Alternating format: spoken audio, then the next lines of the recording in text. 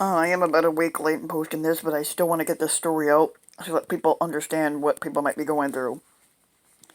Back in 2008, a 90-year-old Akron, Ohio widow, Addie Polk, shot herself in the chest back in October of 2008 as sheriff's department deputies were knocking on her door to serve a foreclosure notice. In a horrific turn of events that came to symbolize the financial crisis that brought the country to its knees, it cost people their homes and their livelihoods. Polk's distressing Polk's distressing story serves as the framework for Patrick Lovell and Eric Vaughan's The Con, which is a five-part documentary series that weds woeful personal testimonials to an exhaustive investigation into the interconnected causes of the economic calamity. It may not be as jokingly accessible as Adam McKay's Oscar-winning The Big Short, but it does make up for a lack of wink-wink comedy and a star power flash with comprehensive detail. But it's also as exhaustive and infuriating as exposés come. Now available on VOD, which is like VOD, The Con is a deep dive into the financial sector instruments and operations that's too dense for traditional binge watching.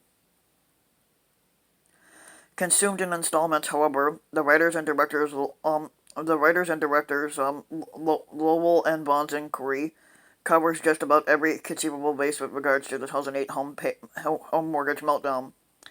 And here it's dubbed the largest conspiracy of lies in the history of the world by former Office of Thrift Supervision regulator William Black. With Lowell as its on-screen guide, it begins with Polk's tale as a means of examining the first part of its saga, and namely the countless bad mortgages countrywide AmeriQuest and its ilk sold to borrowers on the basis of inflated property appraisals, and at falsified applications and agreements and other fraudulent maneuvers. The basic ruse was simple: targeting minorities and the poor in particular. Brokers persuaded people to sign higher adjustable rate mortgages they didn't need and couldn't afford, and often for more than their property was worth. Or they simply used straw buyers to secretly purchase mortgages on clients' behalf, and then they earned hefty commissions from such deals. If the borrower If the borrowers couldn't keep up with their payments, refinancing came into play. It kicked, it kicked the can process that kept individuals paying bills and brokers reaping financial windfalls. The problem was that when nationwide housing prices stagnated, brokers could no longer refinance those old bad loans, and defaults skyrocketed. On a micro level, that meant people suddenly had to face the terrifying prospect of homelessness, and the con patiently lays out the situation before casting it as a single piece of a much larger puzzle.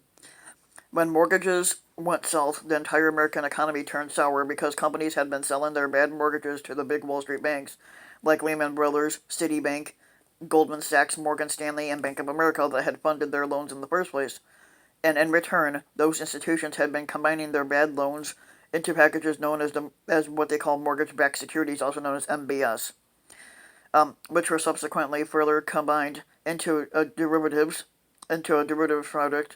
products known as collateralized debt obligations, which is CDO, and credit default swaps, CDC or CDS. Sorry. Then the banks had courted investors, say local pensions, for those derivatives, even though they knew they were rife with rotten mortgages destined to fall apart. For the same reason, local brokers and their underwriters committed fraud, namely because they feared they'd otherwise lose out to competitors.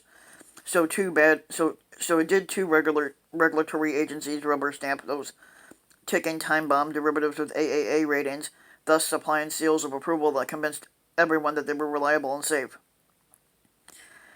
Through a wealth of talking head interviewers, the Con delivers a step-by-step explanation for how such a system works. The historical context that allowed it to materialize and flourish, and the various villains that exploited it for their own personal gain. Those would be CEOs such as Angelo Mozillo, who's from Countrywide, Roland Arnell from AmeriQuest, Lloyd Blankfein, Lauren Lloyd Blankfein from Goldman Sachs, and Robert Rubin from Citigroup. They pushed their firms to gorge on bad loans, since even if they were eventually going to collapse, they boosted current corporate revenue figures, and CEO bonuses were tied to present-day gains, not future disaster.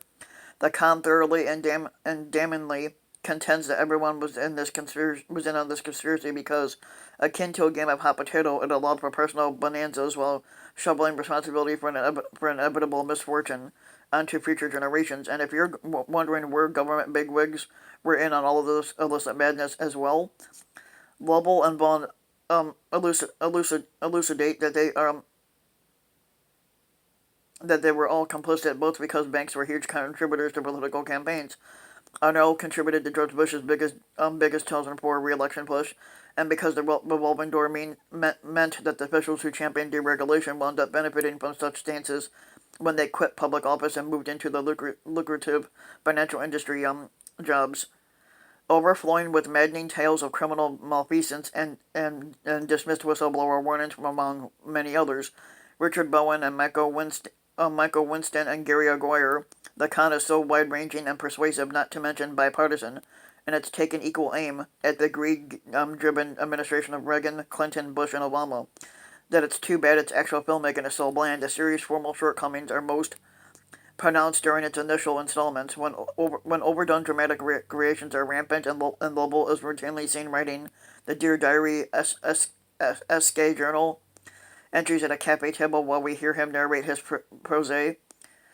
Even when those devices became more infrequent, there's a flatness to its compositions and editing that, no matter the insights dispensed, it makes sitting through the proceedings feel a bit textbookish.